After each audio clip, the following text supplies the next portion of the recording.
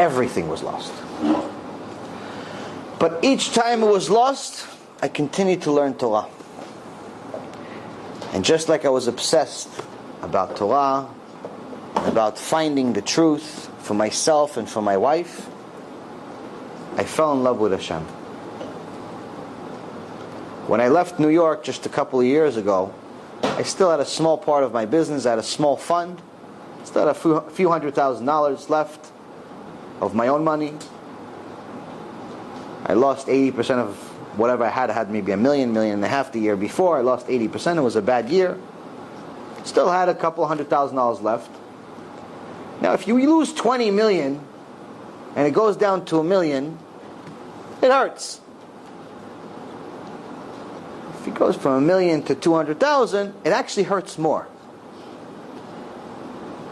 Because 20 million to $1 million, you're still living technically the same life. You're still okay. You're still not necessarily begging for change. But you go from $1 million to 200,000, you have to change life. You have to change your life a little bit. Now, what happens if you lose the last couple of 100,000? It depends. Do you have Emunah?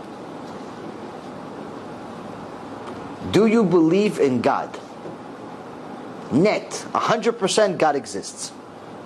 Can anyone raise their hand and tell me I 100% believe in God? He created the heaven and the earth. He's oversees and responsible for everything. And I have no doubt. It's a tough question sometimes. Especially when you're going through hell. Right?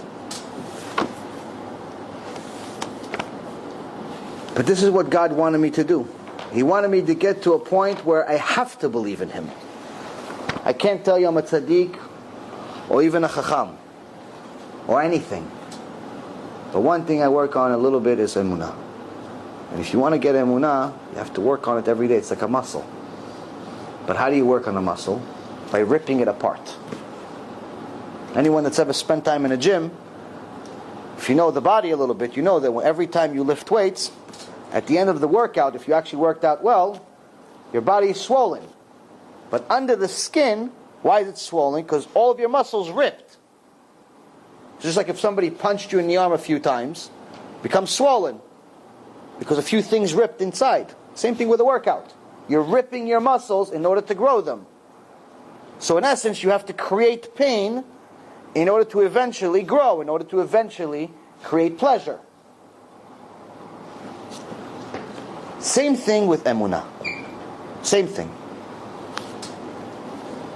You've just experienced another Torah class brought to you by TorahAnytime.com.